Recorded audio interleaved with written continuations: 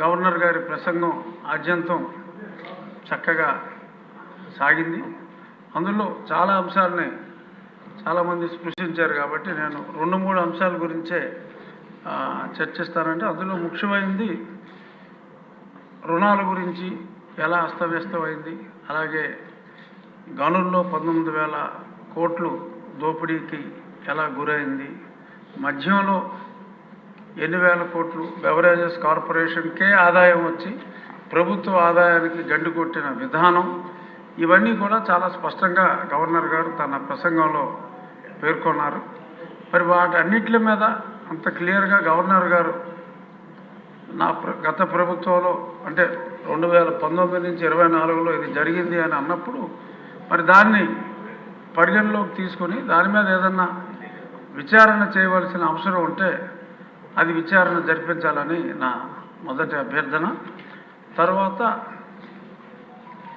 ఈ శాంతి భద్రతల గురించి కూడా చాలా స్పష్టంగా మాట్లాడుతూ ఒక పాలన ప్రతీకార రాజకీయం అనే అంశం మీద కూడా గవర్నర్ గారు వారి ప్రసంగంలో మాట్లాడటం జరిగింది.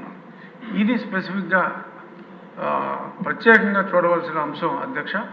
ఎందుకంటే పాలన ప్రతీకారం, ఇక్కడ ప్రతీకార రాజకీయంలో కొన్ని వేల కేసులు ఎంతోమంది మీద చాలా అన్యాయంగా జస్ట్ ఇప్పటి రూలింగ్ పార్టీకి కేవలం నోటితో మద్దతు తెలియజేసిన ఒక ఫ్లెక్సీ ఎవరైనా వేసినా కూడా వాళ్ళందరి మీద కేసులు పెట్టడం జరిగింది.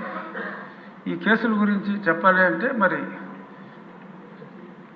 నా మీదే ఒక 14 మరి చెప్పచ్చో లేదో తెలియదు కానీ మరి అన్యాయంగా పెద్దలు శాసనసభాపతి గారి మీద ఒక 16-18 అలా ఎంతోమంది మీద మరి లోకేష్ గారి మీద ఆయన యువగలం అని వెళ్తూ ఉంటే ఇలా రకరకాలుగా కొన్ని వేల కేసులు అన్యాయంగా బడాయించడం జరిగింది. అది కేవలం రాజకీయ ప్రేరేపిత కేసులు, సబ్స్టెన్స్ లేని కేసులు. మరి అటువంటి సబ్స్టెన్స్ లేని ఎన్నో వేల కేసుల్లో మరి ఈరోజు ఒక దుష్ట పాలనని అంతమొందించడానికి, మంచి పాలన రావడానికి ఒక ట్వీట్ చేసినా కూడా కేసులు పెట్టినవి ఎన్నో వేలల్లో ఉన్నాయి. కాబట్టి వాటిని మళ్ళీ అంత law will take its own course of action ఇటువంటి రొటీన్ డైలాగులు కాకుండా ఒక నిర్ణయం తీసుకుని సమిష్టిగా ఆ నిర్ణయం ద్వారా, ఎందుకంటే గవర్నర్ గారే స్పష్టంగా పేర్కొన్నారు కాబట్టి ఆ నిర్ణయం ద్వారా ఈ అన్యాయంగా కేసుల్లో ఇరుక్కున్న వారికి స్వాంతన చేకూర్చే విధంగా మరి చేయాలి.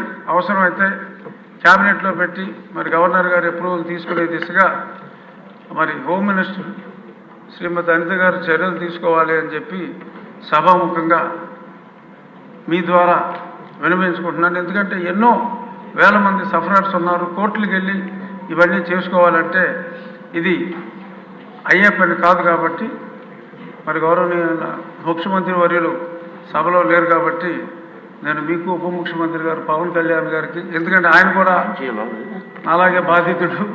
సో కాబట్టి ఆయనకి తెలుసు పెయిన్, సాక్షాత్తు ముఖ్యమంత్రి గారికి తెలుసు.